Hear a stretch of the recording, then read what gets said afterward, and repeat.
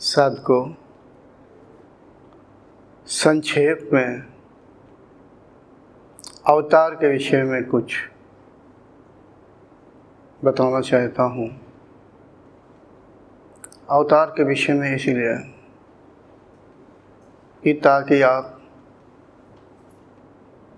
शब्दों के द्वारा ही आप समझ सकें कि अवतार किसे कहते हैं।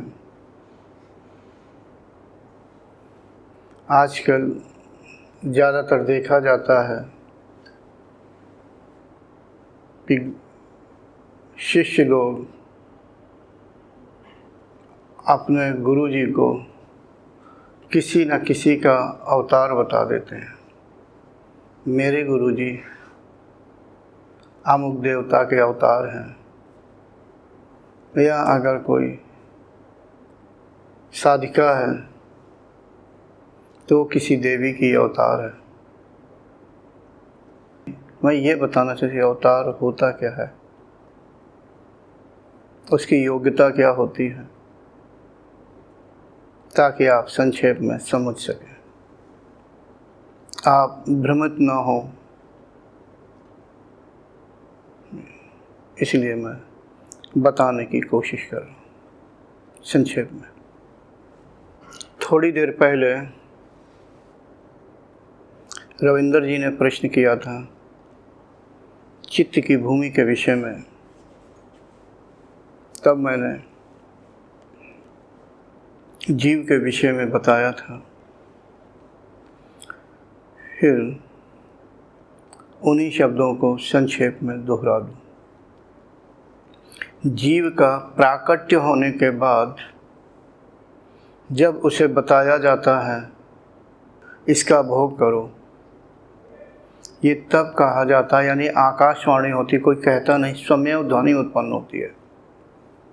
जब जीव सगुण ब्रह्म के दाहिने वक्त से प्रकट होकर के नाभि की ओर चलता है,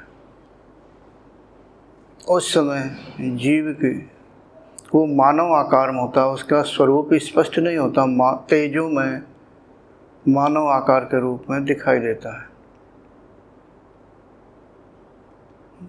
ऐसा समझो, जो जीव का मुंह का अगला भाग है उसके नाभि की ओर होता है। सगुण ब्रह्म का जो मुंह है उधर की ओर पीठ होती है।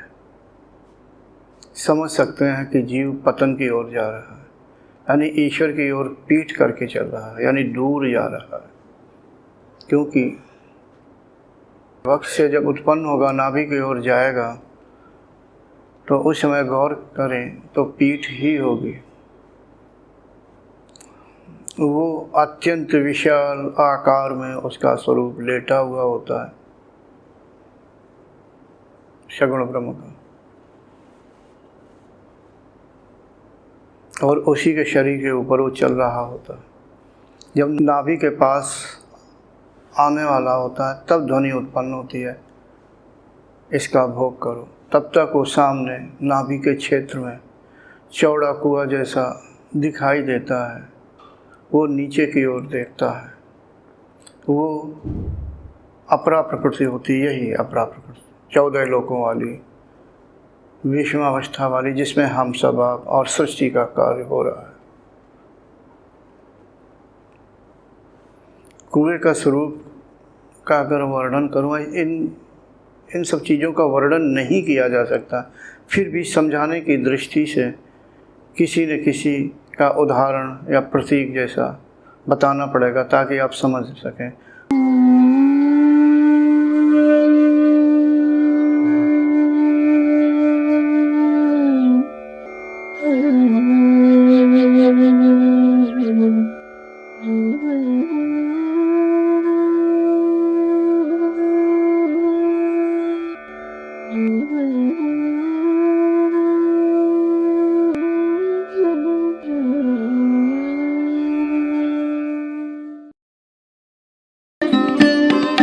Thanks for watching.